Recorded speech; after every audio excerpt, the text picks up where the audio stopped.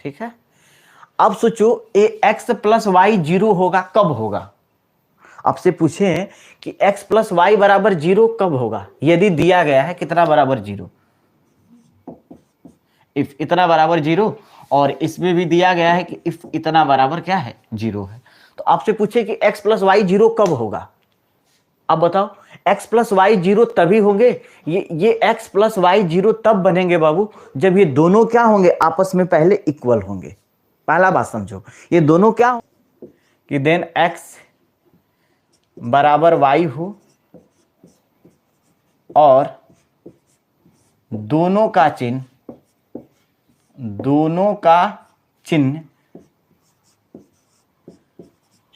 विपरीत हो,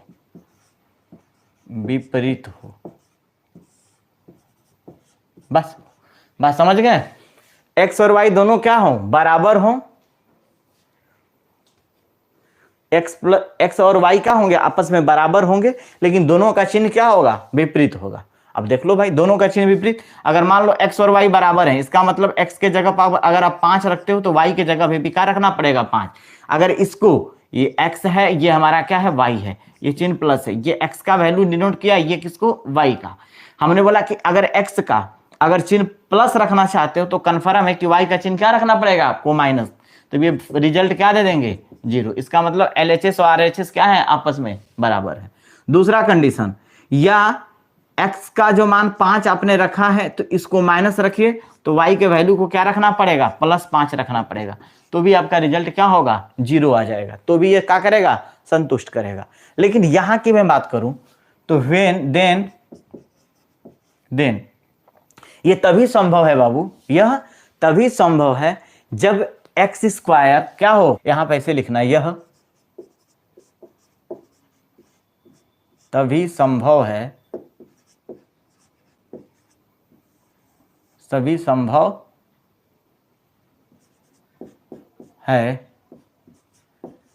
जब x बराबर y हो और दोनों का चिन्ह क्या हो, विपरीत हो। ये भी लिखेंगे, यह तभी संभव होगा, तभी संभव है जब क्या हो, x स्क्वायर बराबर क्या हो, y स्क्वायर बराबर क्या हो, 0। ये तभी संभव होगा जब x स्क्वायर का मान भी 0 हो, x स्क्वायर बराबर भी 0 हो, एंड y स्क्वायर बराबर भी क्या हो, 0 हो। अब देखो, ये तभी संभव हो सकता है जब x का मान भी 0 होना चाहिए, y का मान भी क्या होना चाहिए, 0 होना चाहिए, अन्यथा यह संभव नहीं है। अब सोचो, अगर माइनस चिन्ह भी रखते हो, x का वैल्यू अगर आप माइनस रखते हो तो भाई माइनस रखोगे तो स्क्वायर करोगे तो क्या होगा, धनात्मक आ जाएगा। क्या आएगा, अगर आपके दिमाग में बैठे ये, अगर आप चलो x square minus Y square आपने रखा, सोचो दोनों को आपने सोचा कि सर हम बराबर कर लेते हैं, कोई बात नहीं, बराबर करो। x का मान आपने अगर -5 रखा बाबू तो देखो होल स्क्वायर माइनस, अगर y का मान +5 आपने रखा, इसका अगर आपने होल स्क्वायर किया, देखो 5 का -5 का स्क्वायर भी कितना आएगा, तो आप बोलोगे सर 25 आएगा प्लस में, और +5 का भी स्क्वायर कितना आएगा, तो 25 आएगा। क्या आ गया, 25 आ गया। तो आप मुझे बताओ कि ये माइनस ही दिया था, 1 मिनट रुकना, ये प्लस है बाबू, ये माइनस नहीं है, सॉरी, ये प्लस रहेगा, ठीक। तो आप बताओ, ये प्लस है बाबू, ये क्या है, दोनों प्लस है।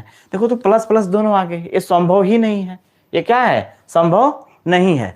इसका मतलब फिक्स है कि x का वैल्यू 0 ही होगा, x स्क्वायर का भी मान 0 होगा और y स्क्वायर का भी मान क्या होगा, 0 ही, x का नहीं, x स्क्वायर का मान 0 होगा और y स्क्वायर का भी मान क्या होगा, 0 होगा, तभी यह संभव है, अन्यथा यह संभव नहीं है।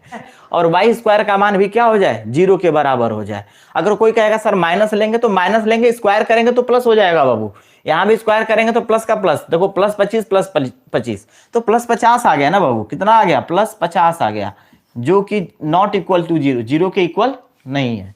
चलो इसका स्क्रीनशॉट ले लो। मान ली, देखो ये दोनों 0 कब होंगे, जब बराबर होने के लिए हमने अभी जस्ट बताया था, इसको भी 0 होना पड़ेगा, इसको भी 0, इसको भी 0। तो सोचो कि x स्क्वायर का मान अगर 0 के बराबर, y स्क्वायर का मान 0 के बराबर और z स्क्वायर का मान 0 के बराबर, तो अर्थात x बराबर भी 0 होगा और y बराबर भी 0 होगा और z बराबर भी क्या होगा, 0 होगा। मतलब तीनों के मान बराबर हो गए, तो लिख सकते हैं x बराबर y बराबर z। बोलो यहां तक कोई दिक्कत है किसी को? तो वही बात कर रहा है, x प्लस x बराबर y बराबर z हो जाएगा। ठीक है, चलो ये पॉइंट हो गया। दूसरा, इसी में आगे फिर और है। अब देखो, अब हम क्या लिखेंगे, ध्यान से समझना। आप सोचो, ये टर्म कह रहा है, इसका मतलब ये देखो सभी होल स्क्वायर में है, ये होल स्क्वायर, ये भी होल स्क्वायर, ये भी होल स्क्वायर, बराबर 0 दिया है। तो सोचो ये इक्वल कब होंगे, जब इनका मान क्या आ जाए, बताओ। ये इक्वल तब होंगे बाबू जब इनका वैल्यू कितना आ जाएगा, 0 के बराबर होगा। मतलब x माइनस ए स्क्वायर बराबर क्या हो जाए, 0 हो जाए। और इसका भी वैल्यू क्या होगा, तभी संभव है कि इतना बराबर 0 आ जाए, और इसके भी बराबर क्या आ जाए बाबू, तो 0 आ जाए। इसका मतलब 0 प्लस 0 जोड़ देंगे तो क्या हो जाएगा, 0 हो जाएगा। तो सोचो यहां से आपको रिजल्ट एक मिलेगा, क्या मिलेगा, तो बोलोगे सर x माइनस ए का होल स्क्वायर बराबर 0 मिला एक डाटा। दूसरा डाटा क्या मिलेगा यहां से, तो y माइनस एक क्या मिलेगा, y माइनस बी का होल स्क्वायर बराबर 0 मिलेगा। और तीसरा डाटा आपको क्या मिलेगा, z माइनस सी का होल स्क्वायर बराबर क्या मिलेगा बाबू, तो 0 मिलेगा। हो जाएगा यहां से। जब इसका होल स्क्वायर हटाओगे बाबू तो x माइनस ए बराबर रूट 0, 0 का वर्गमूल क्या करोगे, तो 0 ही आएगा। तो डायरेक्ट मैं लिख दे रहा हूं, इतना ना के 0 हो गया। तो यहां से आपको वैल्यू मिला x बराबर a मिला। ठीक है, यहां से आप जब करोगे बाबू तो y माइनस बी बराबर 0, तो या y बराबर आपको b मिल जाएगा। ठीक, यहां से अगर आप करोगे तो देखो z माइनस सी बराबर 0 0 हो जाएगा। तो इसलिए अच्छा या बोल दो आप, या z बराबर कितना, z बराबर c, इसलिए z का वैल्यू कितना, c मिला यहां से, इसलिए y का वैल्यू कितना, b मिला, और यहां से इसलिए x बराबर क्या मिला, a मिला। तो ये सारे डाटा मिले। ठीक है, तो यही कह रहा है कि देन, तब यहां पे हम लिख देंगे कि देन x बराबर a कॉमा क्या होगा, y बराबर b एंड z बराबर क्या, बराबर c। तो ये रिजल्ट है, आप इसे लिख लोगे। ठीक है, ये डाटा, ऐसे सवाल को हमने अभी जस्ट आपको बताया था कि ये तभी संभव हो सकता है बाबू जब आपको क्या होना होगा, इसको जब सोल्व करोगे आप सोल्यूशन इसका, तो क्या लिखोगे, x माइनस वाई का क्या होगा, पहले चूंकि दिया है जो एक्स स्क्वायर प्लस ये कितना दिया है, तो y माइनस 2 का होल स्क्वायर बराबर 0। ये तभी संभव होगा बाबू जब इसके बराबर 0 होगा, और इसके बराबर भी क्या होना चाहिए, तो 0 होना चाहिए। अर्थात जब 0 होगा तो हमें मिलेगा x माइनस 1 का होल स्क्वायर। मतलब ये अंदर वाले वैल्यू को, स्क्वायर को हटा दो, आप अंदर वाले वैल्यू डायरेक्ट लिखो, क्योंकि इसका स्क्वायर हटाओगे 0 तो वही बात आएगा। x माइनस 1 बराबर 0 हो जाएगा, और यहां से क्या मिलेगा, y माइनस 2 बराबर 0 हो जाएगा। बोलो किसी बच्चे को अगर कोई डाउट है तो बताओ यहां से। अरे भाई ये पूरे बराबर 0 लिखोगे आप, क्या लिखोगे, पूरे बराबर 0। तो इसका जब होल स्क्वायर करोगे भाई, स्क्वायर हटेगा तो उधर 0 है, तो रूट तो 0 का वर्गमूल क्या होगा, 0 होगा। मतलब इस अंदर वाले की मैं बात कर रहा हूँ, x माइनस 1 बराबर 0, यहां से y माइनस 2 बराबर क्या होगा, तो 0 होगा। हमने इसका मान 0 रखा है, स्क्वायर को तो छोड़ो, स्क्वायर करेंगे तो जो भी सिस्टम हो, हमने इसका मान 0 रखा। तो सोचो यहां से क्या निकल कर आ गया, आप बोलोगे सर x बराबर तो 1 आ गया, x का वैल्यू 1 आ गया। यहां से क्या निकल कर आएगा बाबू, तो आप बोलोगे y बराबर 2, इसलिए y का वैल्यू कितना आ गया, 2। आपको फाइंड क्या करना था, आपको जो फाइंड करना है डाटा, फाइंड क्या करना था, ध्यान से देखो, फाइंड करना था x प्लस वाई। तो बताओ x का मान कितना दिया है बाबू, x का मान तो 1 आया है, और y का मान 2 आया है, तो बराबर कितना हो जाएगा, 3। आपका आंसर हो जाएगा। बोलो समझ में आया, इस टाइप का सवाल आएगा तो ये आपको बताना है। बताओ, हम सिर्फ बनाते रहेंगे, आप लोग क्या करोगे, बताओ क्या आएगा आंसर इसका। सॉल्यूशन करेंगे बाबू तो क्या होगा, क्या होगा, देखो तो a माइनस 2 का whole square plus b minus 3 का होल स्क्वायर, ठीक है, प्लस c माइनस 11 का होल स्क्वायर बराबर 0 दिया है। तो सोचो ये तभी ना संभव है बाबू जब इसका मान 0 होगा, और इसका भी मान क्या होगा, 0, और इसका भी मान क्या होगा, 0 होगा। इसका मतलब कि a माइनस 2 बराबर 0, तो a का वैल्यू कितना, 2, a बराबर 2 आ गया। इसको जब सोल्व करोगे बाबू तो क्या होगा, तो आप बोलोगे चूंकि b माइनस 3 बराबर भी क्या होगा, 0, इसका मतलब कि b बराबर 3, इसलिए b का वैल्यू कितना आ गया, 3। अगर आप इसे सोल्व करोगे बाबू तो c माइनस 11 बराबर 0, ठीक है, या c बराबर कितना 11, इसलिए c का वैल्यू कितना 11। अब देखो हम तो इसमें यहाँ पे सोल्व करके पूरा बता रहे हैं, आपको करना ही नहीं है। सोच लो यहाँ पे माइनस में 2 दिया है तो उधर जाएगा तो प्लस में 2 होगा ना, तो +2, देखो चिन्ह पहले देख लेना, सब माइनस माइनस माइनस है, ठीक है। अब देखो यहाँ पे माइनस क्या दिया है, 2 दिया है, 2 माइनस, देखो ये माइनस में 2 है ना, तो प्लस समझना है, 2 3 2 5 और 11 5 कितना 16, बस क्योंकि जोड़ना ही ना था, जोड़कर √16 आ गया। आपसे पूछा क्या है, इसलिए जो फाइंड करना है वो क्या था बाबू, तो a प्लस बी प्लस सी का मान क्या होगा। a का मान कितना आया 2 प्लस 3 प्लस कितना 11, कितना आ गया टोटल 16, 16 का वर्गमूल कितना 4, आपका आंसर हो जाएगा। बोलो किसी बच्चे को तो दिक्कत नहीं है, समझ में बहुत अच्छे से आया होगा। तो इस टाइप का सवाल आएगा तो आप इसका स्क्रीनशॉट ले लो स्क्रीनशॉट एक बार। ये भी सवाल उसी डाटा पे, लेकिन आप इसको पहले उस पैटर्न में लाना पड़ेगा। देखो एक बार इसको ध्यान से देखना है आप लोग। अब हर बार तो बना बनाया तो खाना मिलेगा नहीं ना भाई, कि आपको सिर्फ वहां से निकाल लेना, नहीं कुछ तो चेंजिंग होना चाहिए ना। तो देखो चूंकि कितना दिया गया है तो आप बोलोगे a² plus b² plus c² बराबर क्या दिया है, तो 2a माइनस बी प्लस सी और -3 दिया गया है। सभी को ला दो इधर, आप सभी को LHS में लाओ, तो क्या लिखोगे a² plus b² plus c²। अब इसको गुणा करो बाबू, तो चलो पूरा ही ला दो ना, तब गुणा करना, a माइनस बी प्लस सी, और ये माइनस में था तो किस में आ जाएगा प्लस में, बराबर 0 हो जाएगा। कोई दिक्कत यहाँ तक नहीं ना। आप मुझे एक बात बताओ बाबू, इसको a² plus b² plus c², इस माइनस का गुणा करो तो क्या होगा, -2a minus minus plus 2b minus plus -2c। आप प्लस जो 3 है ना उसको अलग अलग तोड़ दो, 1 + 1 लिख दो, कितना लिखोगे तो 1 + 1 + 1 बराबर 0 हो जाएगा। कोई दिक्कत है यहाँ तक नहीं ना। आप मुझे एक बात बताओ बाबू कि a² plus b² plus c², तो आप इसको क्या लिख सकते हो, देखो तो a², 2a को ले लो, माइनस का होगा 2a। हमने किसको लिया अभी, a² को लिया, ध्यान से देखो, हमने किसको लिया a² को लिया और -2a को लिया, और एक 1 को ले लिया, एक हमने 1 को ले लिया। तो आप बताओ जब एक 1 को ले लेंगे और इसको क्या करेंगे, ब्रैकेट में बंद कर देंगे, प्लस चिन्ह दे देंगे प्लस का। बोलो कोई दिक्कत है यहाँ तक नहीं ना।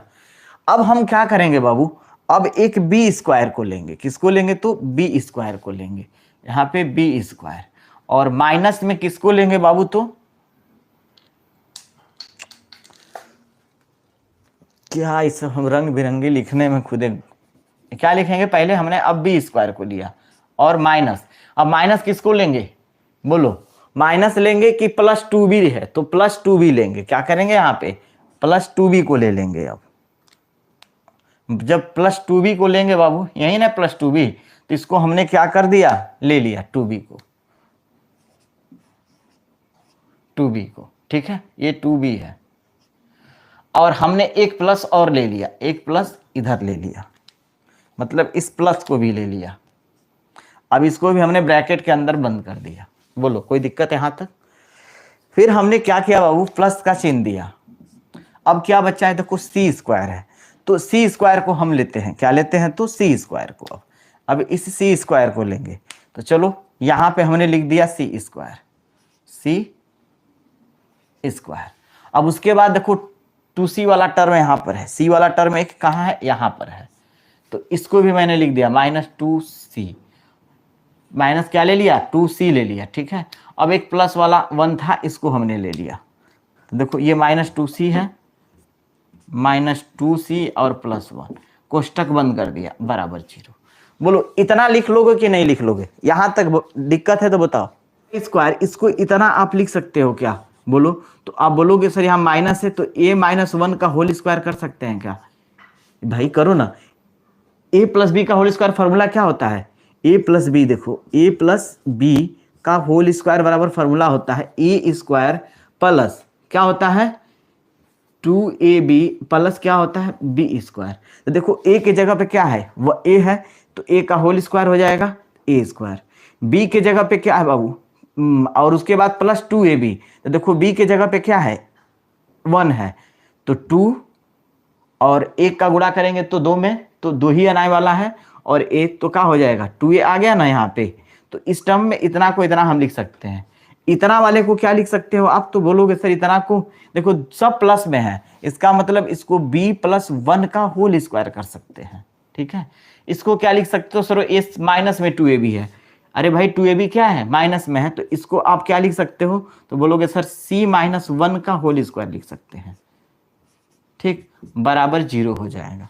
बोलो किसी बच्चे को डाउट है यहां तक, तो यहां तक किसी बच्चे को दिक्कत क्या कि नहीं। जो पीछे सवाल था, ये तभी संभव होगा बाबू जब इसका वैल्यू 0 होना चाहिए और इसकी भी वैल्यू क्या होना चाहिए 0, और इसकी भी वैल्यू कितनी होनी चाहिए 0 होनी चाहिए। तो अब बताओ अगर इन तीनों का वैल्यू 0 होगा, अर्थात हम ये लिख सकते हैं कि a-1 बराबर 0। ठीक है, इसका मतलब कि a बराबर कितना 1, a का वैल्यू कितना आ गया 1 आ गया। यहाँ से इस वाले के लिए क्या लिख सकते हैं हम, तो इस वाले के लिए क्या लिख सकते हैं, चूंकि b+1 बराबर 0, तो यहाँ से क्या मिलेगा b बराबर -1, इसलिए b का वैल्यू कितना -1 आएगा।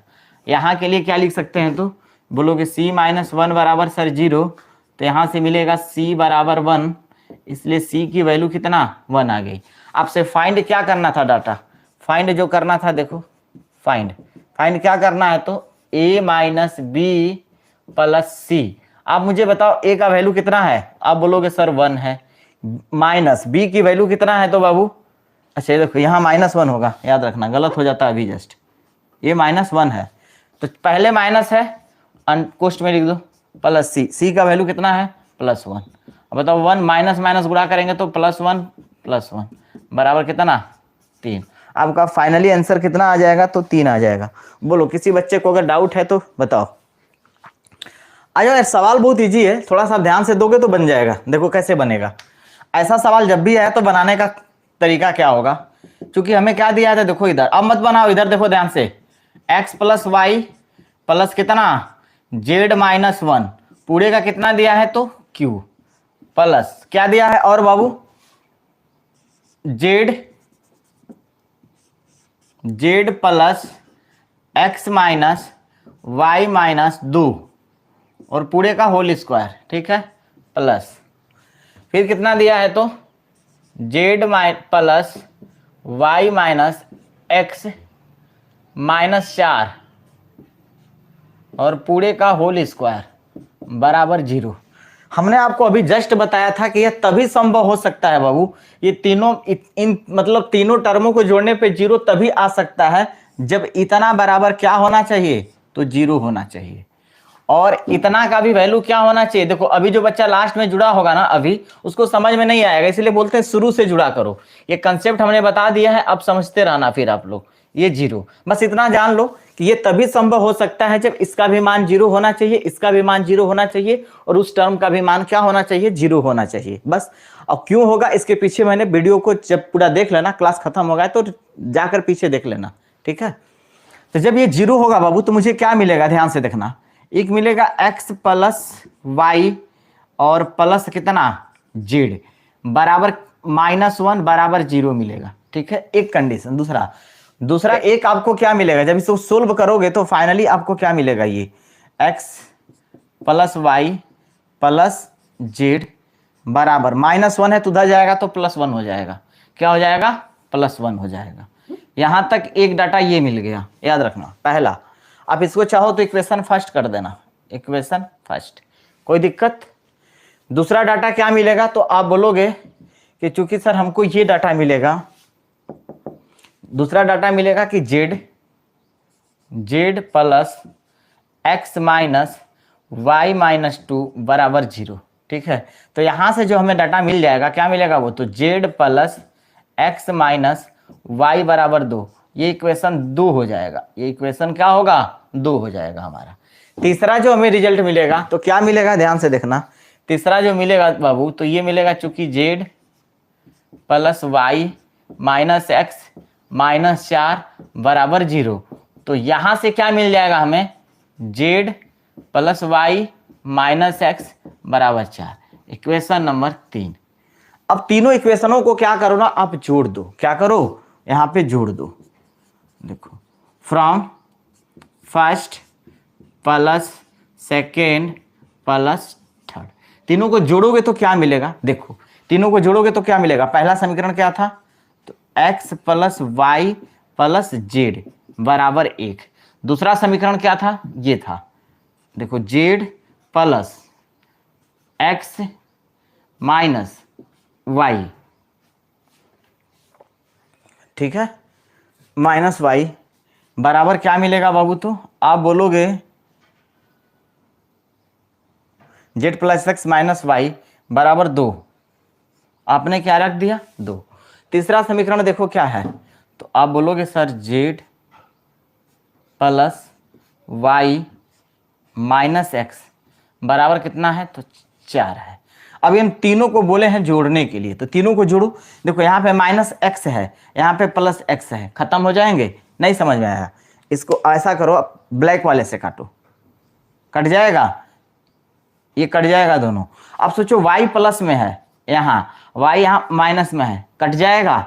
अब सोचो z हमारा तीनों का तीनों क्या है? अब y से y कट गया, z तो तीनों जगह प्लस में है, और उसके बाद x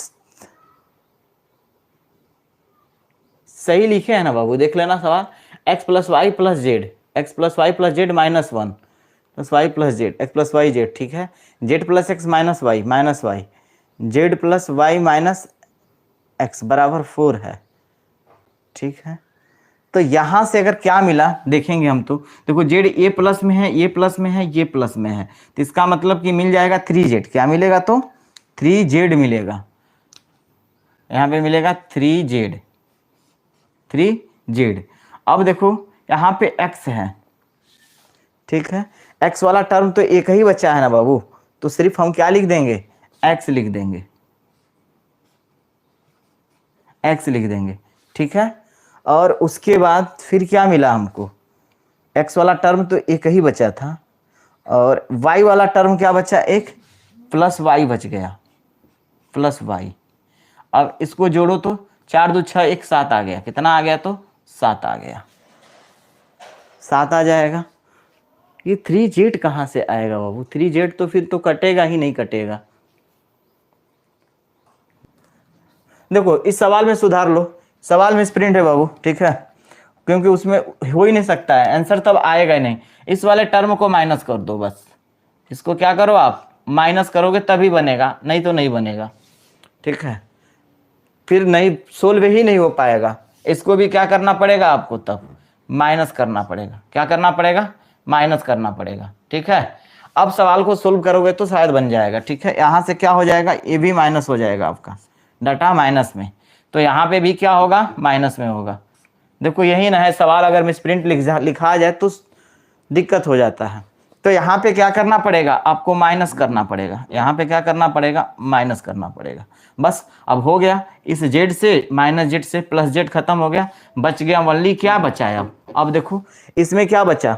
एक वाई बचा, और क्या बचा? प्लस एक्स बचा, प्लस जेड बचा। तो हमने पहले जेड एक्स वाई, यही हुआ, Z plus X plus Y, यही आ गया बराबर 7। अर्थात हम इसको चाहे तो लिख लें X plus Y plus Z बराबर कितना? 7। यही आपका आंसर होगा। नोट